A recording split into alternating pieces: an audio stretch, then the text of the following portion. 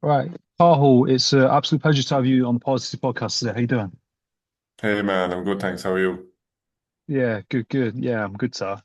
Yeah, it's great to it's really great to have you on the podcast, and it really means a lot. And I just kind of thought I'd start by, introducing yourself because you do coaching with people, and you're newly in like an area where you coach people on like sexual performance. Would you say, is that the right way of saying it? Yeah, I don't know. Performance is kind of a tricky way of describing it because it's like I think that's the guy. That's the way that the guys are looking at it, saying that it has to Yeah, be a performance.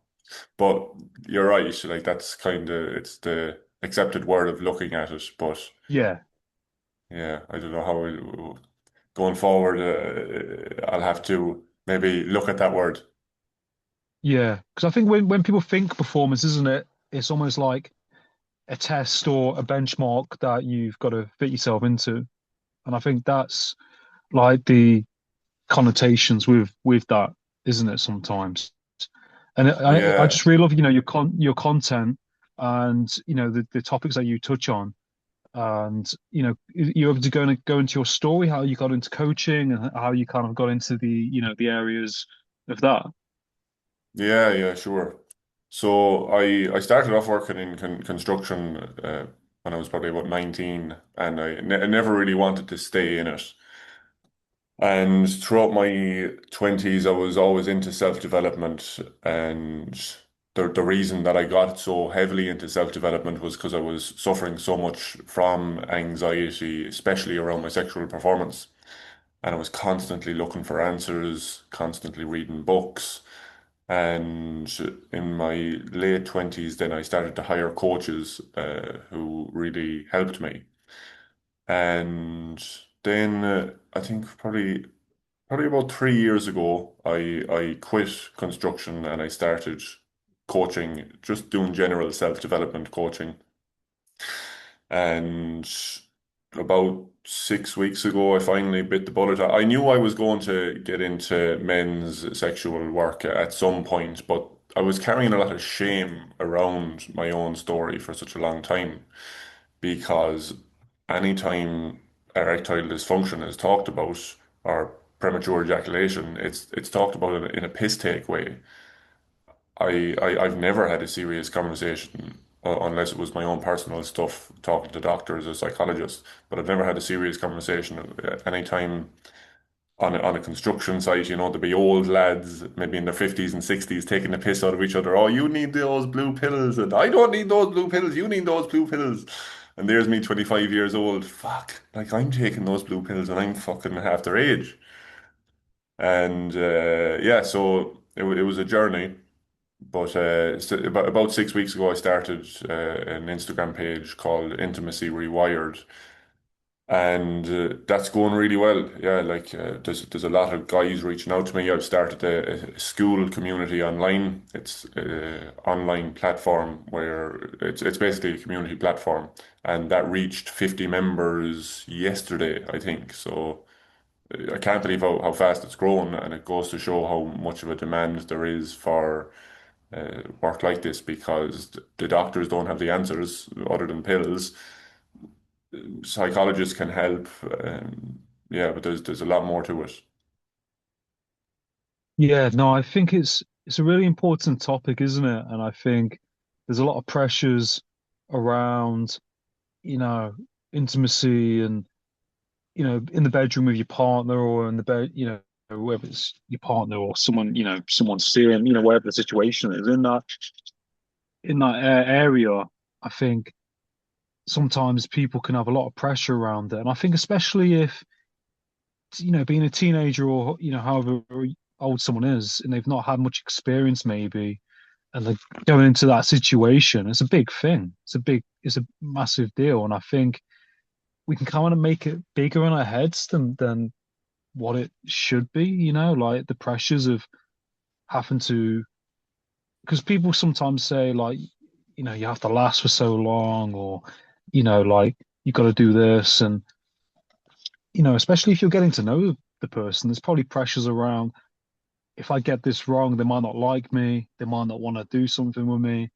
And if you have a negative experience or things happen over time, you kind of think like there's something wrong with you maybe, or and half the time it's a lot of things are pretty normal, to feel nervous or to, in those situations, and that all I think has an interplay on, like your physical state. Yeah, yeah, 100%. And that's really how it started for me and how it seems to be starting for a lot of guys. So for me, it started when I was like first early sexual experiences, 13, 14 years old. And it created a snowball effect. Like you said, there was a lot of pressure, there was a lot of confusion. It's like what am I supposed to do here? And then there was a bad experience, and then so the girl that I was with, I remember when I was quite young, she told her friends. I'm not going to get into the detail, but she told her friends something about it, and then her friends said it to me in school the following day. So that was quite humiliating. And that happens. A few negative things like that happened a couple of times, and then it just turned into a snowball effect. It just kept happening, and then I'd worry more and more about it. And then obviously every time I'd go into an intimate experience, I'd just be an anxious wreck. My heart would be beating really fast, my hands would be sweating, and I didn't know it at the time, but that's like the least optimal conditions to being aroused. So your body thinks that there's a tiger chasing you, and you're there thinking in your head, "Fuck, I need to get an erection, I need to be hard, and I need to do this, and then I can't come too early, and there's so much going on, and the opposite happens of what you want to happen." Because like when all this happened, like what would you say like is the first step to kind of what's the word? Kind of relaxing and getting to the place that you want to be, the state that you want to be. So what was the first steps for you? Was it like relaxing more or talking to someone? What did you kind of help find useful or helpful? Yeah, well, I did go to the doctor when I was 17 and I asked him about it, and he took he done a testosterone test on me, and he said, "You've got so much testosterone, I've got men that would come in here and give their right arm for your testosterone." So that didn't really help. And sorry, no, he said it's all in your head, don't worry about it. So I walked out with there just super, super confused because like I Yeah. went to the doctor expecting to be fixed, and then I walked out not, more confused than anything else because then I had no one to turn to. And sorry, just getting back to your question, what was the first step? I would still say, do those steps. Go to the doctor. Make sure your hormones are right, because from time to time it can be a physical issue, and when you can rule out the physical issue, then it's most likely psychological. When that is the case, it took me a lot of years going to different counselors, different psychologists, different coaches before eventually finding the right one. And it's reframing the experience is one part of it, that it's not this huge pressured event, but that doesn't really work until you're able to go in and do the psychological work and also the body work, find out where the stress response is in the body, how it's showing up. And it's kind of a paradoxical way of looking at it as well, but for in the short term, being okay with not performing. Because if someone has been dealing with this for years and they're going into every intimate experience, putting huge pressure on themselves that they have to get hard straight away and they have to last a certain amount of time, it, it's not conducive to intimacy in general. It's not conducive to connecting with the partner because the person is so in their head. So being okay in the short term with it not working to take that pressure off, so that in the long term, when you're able to relax in those situations, naturally the arousal system will get its mojo back, let's say. Yeah. And I think do you think it's like, the part because sometimes people meet partners and they might be okay with if things happen early, and I think that's, I think I've Googled it in the past and said it's like normal sometimes. You know what I mean? Like sometimes it happens. I think some people are understanding and quite empathic. Do you know what I mean? And okay with it and don't think too much of it. And I think some people out there probably quite highly strung, quite got quite high expectations and can react quite negatively. I mean, I won't go too much into it. I know I had one bad experience when I was a teenager, and I remember maybe say, let's say things happened too early, and they got really annoyed, like really annoyed and frustrated. So that Yeah, affected my confidence, and I yeah, remember, having that in the back of my mind and thinking about more so that happening than everything else happening, if that makes sense, which then obviously increases like pressure. And, yeah, so I think it's probably quite common, isn't it, in a lot of men?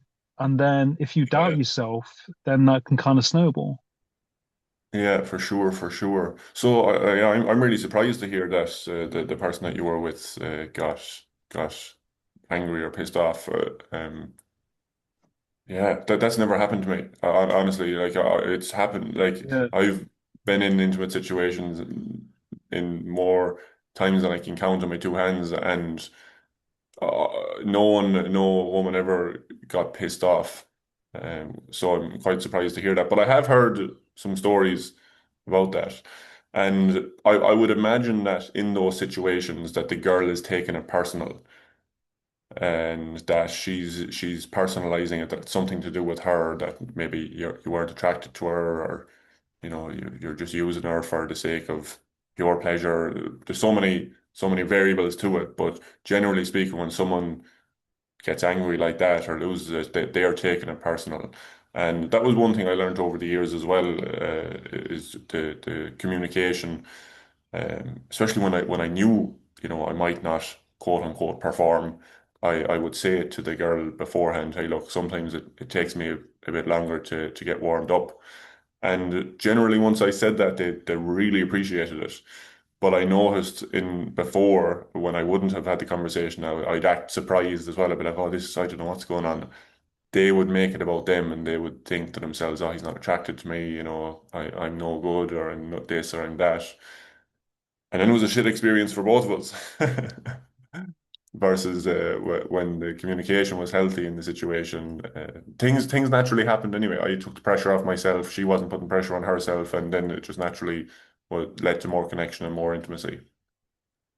Yeah. And I think that's good. I mean, you have to communicate, don't you? I think in a relationship, and you both understand where you're both at. And I think people probably sometimes I think, in society today, there's a lot going off. And if someone might have a quite a stressful job, they might be overtired, they might, have had a bad day. Sometimes people have different moods, don't they? And I guess there's probably that frustration sometimes with, I'm just kind of theorizing really. Sometimes people Yeah, might no, I know what you're saying. might Yeah. might be tired, the other person might be in the mood, you know what I mean? So I think there's a lot of different things to balance out, isn't there? You have to kind of be in the right headspace and feel like you're in the right place to do it, And I think we're all very different, aren't we? Yeah, yeah, yeah, 100%. And I think what you kind of alluded to it earlier on as well, the pressure that guys put on themselves, it's like they should always be turned on. They should always be able to just automatically please their partner at any moment. But so many other things happen in life. Work can be stressful. People die and it causes grief in our system. And it's not going to be the type of conditions where we're going to be still wanting to have sex constantly. So when we have that expectation that we should just be able to be turned on instantly and then we don't, and that can turn into, oh, what's wrong with me? Is it my age? I'm 35 or I'm 40 now. Maybe that's what's wrong. Maybe this is going to be me done forever. When no, it's not. It's just a tough patch of your life that you're going through and your body isn't prioritizing sex, and that's fine. It's not that it's gone forever. It's just you're going through a period where it's not prioritized. Yeah, no, I agree. And I think also if if you've got a cold or you're not very well, sometimes your head might not be in it because you've got a cold and you're thinking about other things. Or Mm. maybe like living in the UK, the weather is terrible at the minute. So, so I You know don't even some want to people take might off be your out. clothes in the UK anyway. It's like, fuck, I want Yeah. to keep my clothes on. Yeah. But I think there's a lot of factors, isn't there? And I think it's a really interesting topic that I think needs to be talked about a lot more. And, like you said, with doctors, they issue tablets and pills, and there's like a lack of understanding with it. I think with doctors, they want to give you a pill and cure it that way. And, I think it is, like you said, psychological.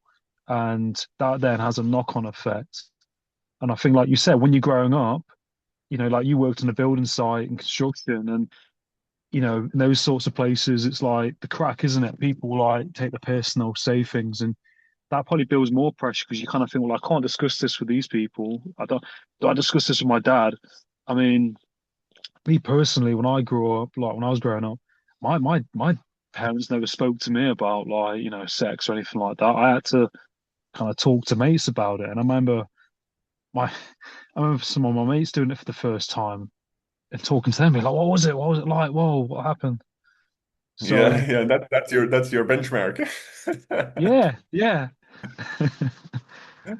A But it's filtered story from another 14 or 15 year yeah, old. yeah, I remember meeting them and how was it? What did you do? And like talking about it. And I mean, I think, yeah, it's interesting, isn't it? But I mean, nowadays people have got the internet and they must Google lots of things, and half the things on Google probably aren't legit.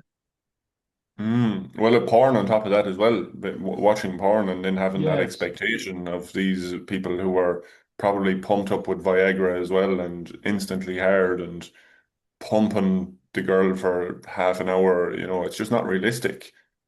So, yeah, because there's a lot of, sorry. go ahead. So you mentioned like pornography. Like, have you worked with people who? Because some people get hooked on that, don't they? And they're watching that, and then they can't perform in the bedroom. I've heard like articles about it. Yeah, yeah, yeah, absolutely. Well, I suppose there's a few different sides to it because if someone is watching porn, say twice a day and masturbating constantly, then it's going to be very hard for them to get aroused with a real person then. And even that can contribute to them being told they've got erectile dysfunction. And then there's the other side of it then where if they're constantly watching it and comparing their own uh, sexual performance, then that's going to have a knock-on effect as well. It's like, well, I'm not as good as whoever it is that's, you know, having sex for an hour straight and just like bang, bang, bang, bang, bang. And, it's porn just isn't realistic. It's very, very different in real life. And Yeah, also no, I something I agree, want and to mention there as yeah, well as about the doctors as well. And I'm not bitching about the doctors by any means. I no, was no, actually in hospital recently, and I really, really, I was so grateful for the service that I got. So it's not a bitching session that I'm doing, but just in general, the medical side of it, like calling it erectile dysfunction, it's not really a dysfunction. It's more so your nervous system reacting to the environment where it doesn't feel safe. So calling it a dysfunction isn't really helpful either because it kind of further reinforces the fact that something's wrong with me. yeah, and I think it's like the connotation, like a label with it, isn't it? I think if people, you know, experiencing that, and I think even if, for example, if someone's had a bad day or they might be stressed or have a lot on, and that might, like you said, it might be a psychological thing where they're just worried about other things. And Yeah, what what I've learned is that you have to be relaxed, you have to be kind of in the moment a lot more. And sometimes people say, maybe have a drink before you do it. Do you know what I mean? Like drink alcohol and you'll last longer. I mean, I Mm. think okay, yeah, you do, but sometimes sometimes like you said, if people drink too much alcohol, then it's not going to happen. It's just not. It's Yeah, not going to happen. It's. yeah, I think people must do a lot of different things to try and last longer or do better. Maybe have I don't know, music on or TV in the background, or think about other things whilst they're doing it. People have said that to me sometimes.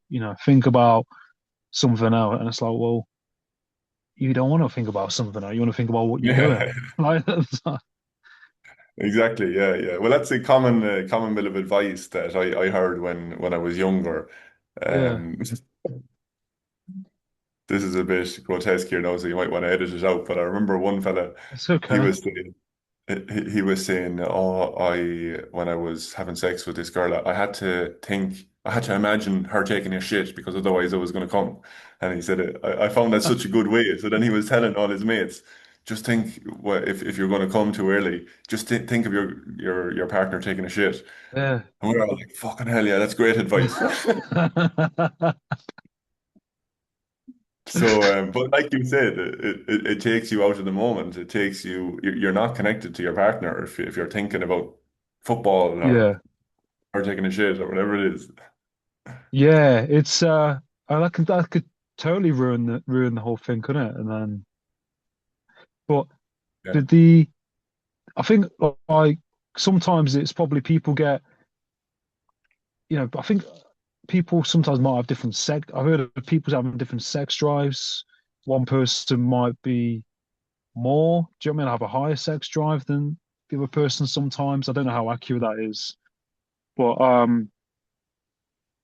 yeah, I think we're all different, and I think if we can kind of relax in ourselves and not overthink it too much, sometimes I guess Yeah, yeah, yeah. that helps. And 100%, yeah. And in relation to the sex drive and being aroused, a lot of the guys that I work with as well, they have a expectation that they should just be instantly hard whenever they Yeah, start kissing or whatever it is. And the reality is that that's not true for everyone. Like some guys do instantly get hard. It's just like as soon as it's like they're a teenager, they just look at a girl and it's like boom. Other lads, it's not as fast. It takes a few minutes, but in those few minutes, if they're worrying about it, that those few minutes can turn into 5 minutes or 10 minutes, which brings it back to what you were saying is that just allow yourself to be in the moment, be connected to the person that you're with, and take the attention off your genitals just at the start, anyways, and let it happen naturally. Because the more pressure and attention we put on that area, it's like if you put pressure on anyone or if you talk to anyone the same way that you talk to yourself, if you're judging yourself during sex, you're not gonna be connected to them. yeah, I agree, and I think it's like a build up, isn't it? And I think obviously in those situations, people get aroused and excited and stuff, and I think if it might be different things if people don't like live with their partner, I guess, and they're not always doing it, or they, say people see their partner the weekend or whatever, and it's like I guess a build up over Mm. that week. Do you think? I mean, Yeah, very much so. Yeah. Well, yeah, probably wouldn't be too I, bad. Like it could be, depending on the person. Um, yeah, when you say build up, do you mean a build up of anticipation and excitement, or sort of yeah, nervous? stuff like that. Yeah, Yeah, I would say it's tougher for guys that are single and might not have sex for 3 or 4 months at a time. And if yeah, they've got performance anxiety, and next thing all of a sudden they've got a Tinder date or a Hinge date, and that's challenging for men mm, that are experiencing this because you can't really practice in the meantime. It's like there's one event coming up, and it's the first time in 3 or 4 months, and it's there's so much pressure happening. It's like, fuck, what if it happens again? What is she going to think of me? She's not going to yeah, want to see me again if I don't perform, and it's just so much. pressure put on the quote unquote event that it's challenging. It's really tough for lads that are in that situation. Yeah, it's a big thing, isn't it? And I think obviously like during COVID, it was probably a time that was challenging and difficult because a lot of different things were happening out of people's controls, and then obviously you couldn't see people, and then obviously people hadn't done it for ages, and then they then meet someone, and then that's a lot of pressure. And I just think getting to know yourself and accepting yourself and being comfortable with the right person, isn't it, is a big thing because some people might not be in a relationship with the right person, and or they might be. Do you know what I mean? Like kind of Yeah. stuck, or that partner might be aroused by different things that they're aroused by, if that makes sense. But they still love the person. Yeah. And look, I think as relationships grow, generally speaking, yeah, that can happen. I know a lot of relationships that the sex kind of just dies off after time, and there could be so many things contribute to that as well. Yeah, it's a very nuanced topic, but Yeah. it's yeah quite common. And like, is that like something that's really common that people reach out to you about, like who need support with stuff? Like, would you have like something that's like kind of quite up there? Yeah, so most of the time, anyone that DMs me on Instagram or joins the school community. So on the school community, I've got like questions that they need to answer before they enter the community, and it's like, what's your intention for joining? And it's always to improve my confidence in the bedroom, to get rid of my performance anxiety, to address ED or PE. So it's generally one of those, and yeah, it's most of the time when people join the community or they DM me, they've already tried lots of things, and so some of the things I haven't even heard of. Like one guy, he was actually one of the first fellas who reached out to me. He said he had tried some sort of a pump to make his dick harder, or not harder. Sorry, it was make his dick larger when he was like in his 20s, and it didn't work. And he reckons that actually caused his erectile dysfunction. And there's another fella who's reached out and he said that he was taking steroids when he was younger. I don't know what age he is now, but I think he said he was around 25. He was taking steroids, and about a year later, the side effects of the steroids caused erectile dysfunction. Now, I don't know if it's as simple as that. The steroids cause erectile dysfunction. It could be, but I don't know. I'm still communicating with him, so I haven't got the full insight yet. But he was offered three solutions. One was pills. One, I can't remember the second one, but the third one was, and I don't think he explained it to me that well, but his words was he put something in his balls basically, and then he's got a little Right. remote control. He's got a remote control in his pocket so that he can make his dick hard with the remote. Now, I've never heard of this, and it doesn't sound great, but yeah, there's all sorts of mechanisms and tools out there that yeah might help, and I'm sure a lot of them do help, but some of them sound pretty intense as well. Yeah, because I guess also people would over time get used to that response or that thing, that stimulus. Whereas when you're with someone, that's a whole different stimulus to the vibrate or whatever it is. Do you know what I mean? It's Yeah, for making sure. that transition. And something else there. I suppose it's a common thing I'm noticing as well is guys wanting a quick fix. And if this has happened, it has been happening for years, quick fixes generally don't work. It's going to take time to explore and navigate what caused it, and undo the psychological, rewire the neurons, and get into the body and do somatic work as well to release those blockages, which takes time, and there is no quick fix. So that is something that I'm noticing as well. And I was guilty of it too. That time when I went to the doctor when I was 17, I just expected to go in and I'd come out and I'd be fixed. And in my early 20s, when I went to psychologists, I thought it was going to be a case of just going in 1 or 2 sessions and I'd be done. So I was definitely guilty of that. But something is that it definitely does take time to address it and overcome it properly. Yeah, no, I agree, and I think it's definitely, I think like definitely in my mind, is that it's a psychological thing in a lot of people and not straight. Do you know what I mean? I think that can be kind of the baseline behind, a lot of the other things happening in people's bodies. And I just think, from personal experience, like if you have a date with someone and you don't really know them, or if, for example, if someone had like a one night stand and you do, you're in the bedroom with them, I think the experience isn't the same compared to if you was in like a loving relationship with somebody and Yeah, you feel more intimacy for that person.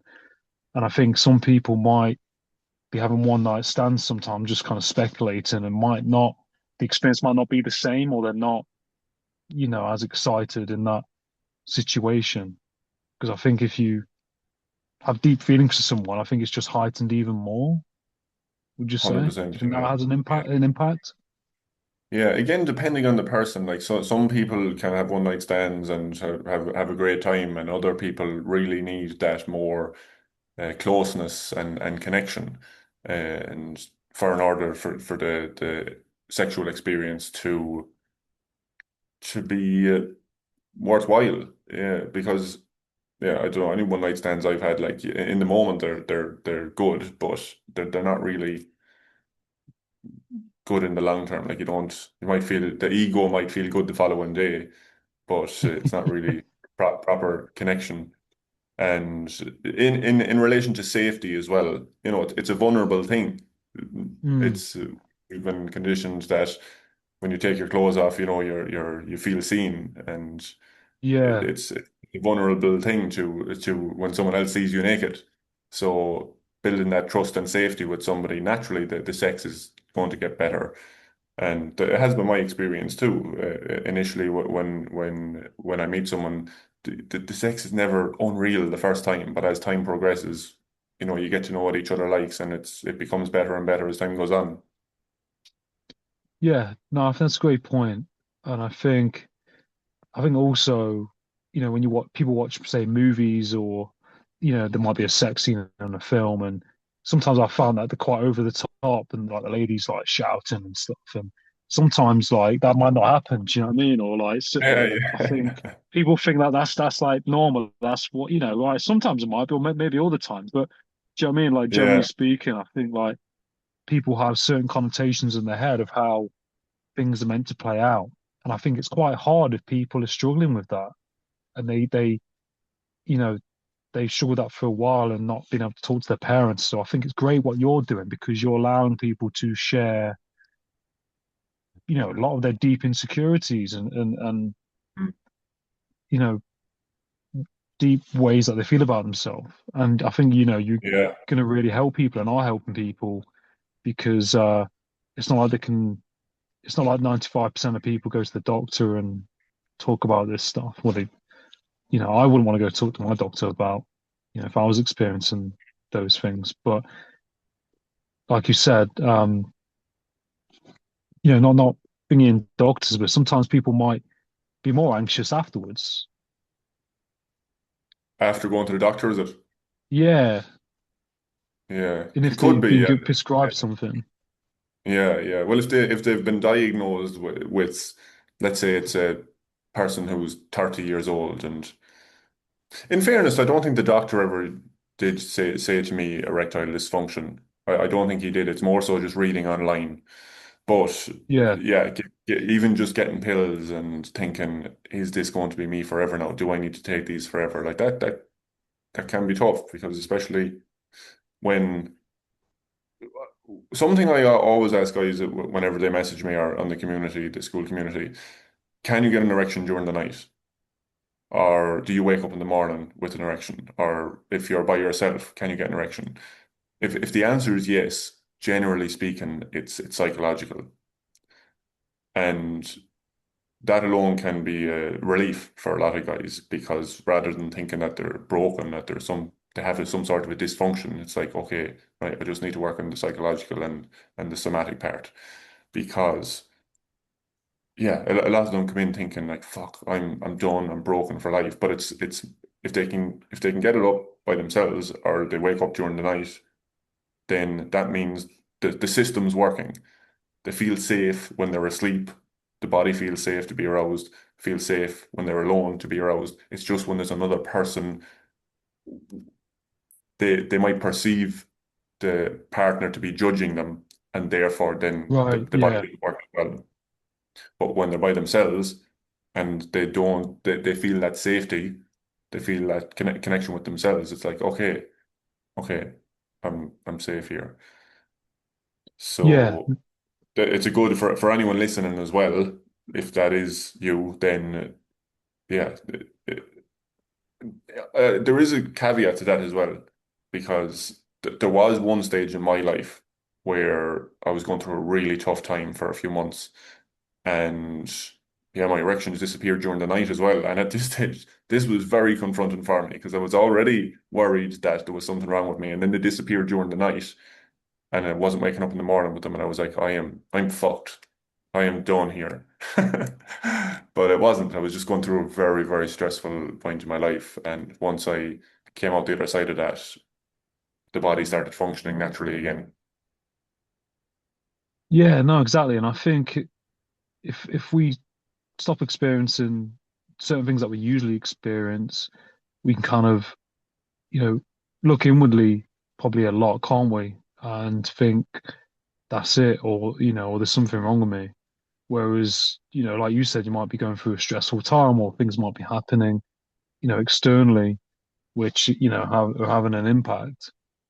And I guess also maybe, I mean, I'm not a nutritionist or anything like that, but maybe like people's like diet sometimes probably could have an impact, or there's quite a lot of different factors, isn't there, Yeah, that yeah. might be Exercise as well, causing it. the diet.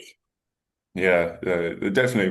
Like any time that I'm working with someone, it's always looking at the holistic side of things. You know, if they're eating McDonald's, even if it's just once a day, it's not conducive to the whole system. If their sleep isn't good, if they're only sleeping 5 hours Yeah, a night, that's going to affect it as well. Exercise, like at the end of the day, in order to get an erection, it's to do with blood flow. And if they're sitting on the couch all day, or if they're not moving their body and the blood flow isn't happening, then that's going to contribute to it as well. High blood pressure can contribute to it, even though you would think the high blood pressure would mean that there's plenty of mm, pressure in the body to pump the blood around, but it's not the case. So yeah, there's a lot of different aspects to it for sure.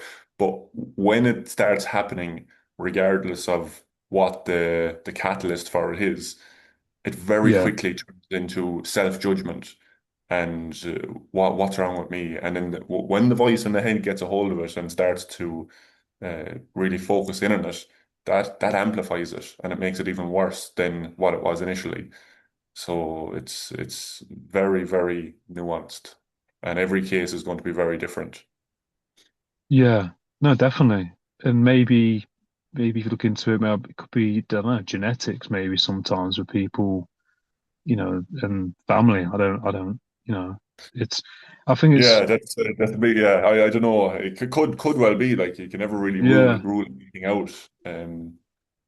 Yeah, yeah, it's, I think it's a really great job that you're doing, and really important that you're allowing people to talk about, their sexual health and you know their insecurities and the things that and looking at the places that they want to be and helping them. to guide them there, you know? Yeah, thanks, man. Yeah, it's tough. Look, I'm not going to say it's easy. Yeah, I still cringe sometimes at the some of the contents that I'm putting out. I'm like, Jesus, who's going to be looking at this? But it's what I'm doing is more important than self-image or worrying about being judged because I spent most of my life worrying about being judged, and which was actually probably one of the main contributors to my own sexual difficulties.